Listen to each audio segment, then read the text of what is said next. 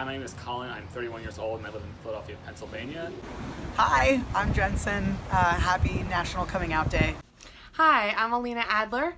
Happy National Coming Out Day. This is my coming out story. So when I'm reflecting on my coming out story, I think it's kind of hard because continuously, I think as all queer and trans people, we're constantly coming out as soon as we become comfortable with somebody. It's like a daily thing almost for me.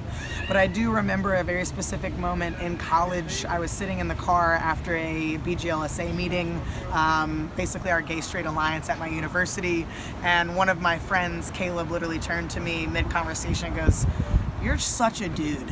And it almost kind of solidified everything in my mind that like I was already thinking and working through, and then finally I had the word like transgender, like to be able to figure out how to articulate like how I felt and how I was going to quote unquote label myself, as we all do, right?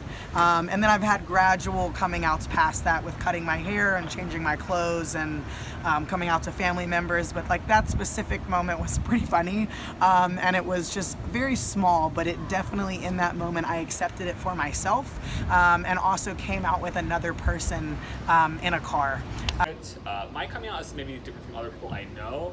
I grew up in the Northeast, and I think that maybe my family was a lot more progressive, and a lot of my friends were very progressive. I think actually coming out to my parents wasn't the issue. It was more so coming out to my college friends. I had a group of like straight friends who at the time they all believed I was straight as well. And kind of during that time, I realized that I was gay. I knew it for a while. And in college, I kind of started to experiment. I didn't tell my friends, and then I went away and I kind of started thinking about maybe I should come out to my friends, which was kind of difficult, but I was very lucky. All my friends were very supportive.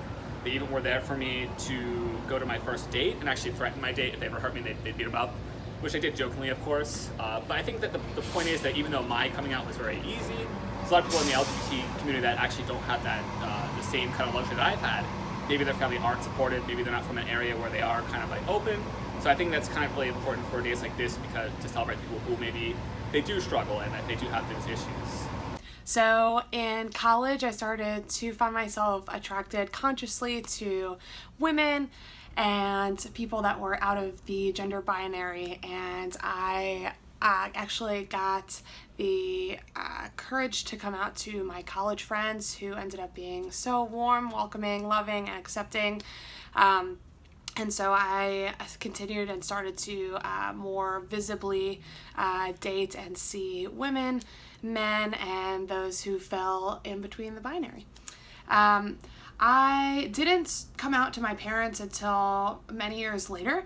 I came out to my friends right around 21 years old. I came out to my parents around 24. I wasn't seeing anybody that I was taking home. About 4 years ago, I got in touch with my mom, my dad, and my stepmom, and I came out to them after I started dating Jensen. So I am now out and proud and very visible, obviously with Queery Traveler. And what I've found is that there are so many amazing people that you're going to meet along the way that are going to be there to support you and educate you and love you. And that's probably been one of the best parts of being a part of the LGBTQ community, is just how loving it is. It's just about love and accepting that people love who they love. So happy National Coming Out Day. Anyways, I just wanted to say thank you to everybody who is out, proud, and visible, and to those that can't be, we're all here with you and that we love you. Thank you so much for watching, and happy National Coming Out Day.